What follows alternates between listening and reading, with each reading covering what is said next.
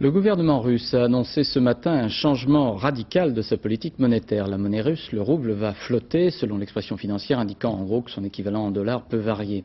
Et un moratoire de 90 jours sur le remboursement de la dette extérieure russe est décidé par le Premier ministre Sergueï Kirienko. À Moscou, cette dévaluation de fait pourrait entraîner une véritable faillite bancaire, mais sur les places boursières internationales, notamment à Paris, les réactions ont été assez faibles. Une délégation du Fonds monétaire international est arrivée dans la capitale russe. Explication Pascal Golomer, Sébastien Vibert. Ils s'en sont défendus toute la journée. Pourtant, c'est bien une dévaluation du rouble que Boris Yeltsin, rentré précipitamment de vacances, et son Premier ministre ont mis en œuvre ce matin. Le rouble, dont la parité avec le dollar n'évoluait que dans des limites étroites jusqu'à présent, plus ou moins 15%. Désormais, les autorités bancaires le laisseront déraper jusqu'à 9 roubles pour 1 dollar avant d'intervenir.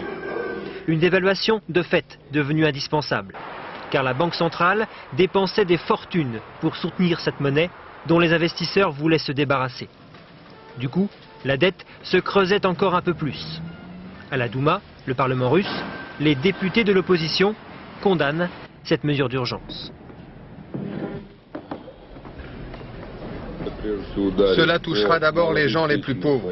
Les prix vont augmenter, presque toutes les banques, mis à part les grands groupes financiers, vont faire faillite en même temps. Et la crédibilité de la Fédération russe, aux yeux des investisseurs occidentaux, sera totalement ruinée.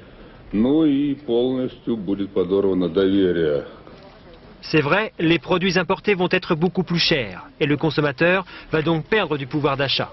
Mais pour le gouvernement, qui suspend également les remboursements de sa dette pendant 3 mois, c'est un moyen d'économiser de l'argent, le temps de mettre en œuvre les réformes de fond. Il y a un grand problème de rentrée d'impôts en Russie, tout le monde le sait. Il y a un grand problème de budget et un grand problème de réforme du système financier russe dans son ensemble. Et ça, ce sont les problèmes les plus urgents à résoudre. Mais ça ne se résout pas du jour au lendemain. Ces réformes, tous les investisseurs étrangers les attendent avant de s'engager davantage en Russie.